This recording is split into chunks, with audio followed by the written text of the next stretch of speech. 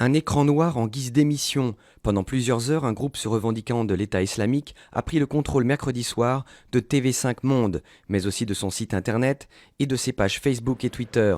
Jeudi matin, la chaîne de télévision francophone commençait à rediffuser ses programmes, mais était toujours perturbée. Le gouvernement a dénoncé une atteinte à la liberté d'expression et promis de mettre hors d'état de nuire les auteurs de cette cyberattaque. Dzhokhar Tsarnaev, reconnu coupable des attentats de Boston. Le jeune musulman d'origine tchétchène risque la peine de mort pour avoir déposé 2 bombes sur le parcours d'un marathon en avril 2013.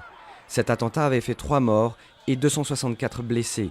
Le jeune homme, dont le frère a été tué par la police lors de leur fuite, devra attendre la semaine prochaine pour connaître sa peine.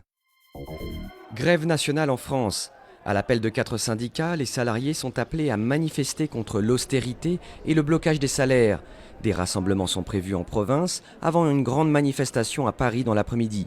Mais peu de perturbations dans les services publics ou les transports, à l'exception des aéroports, où l'appel à la mobilisation se télescope avec un mouvement de grève des contrôleurs aériens.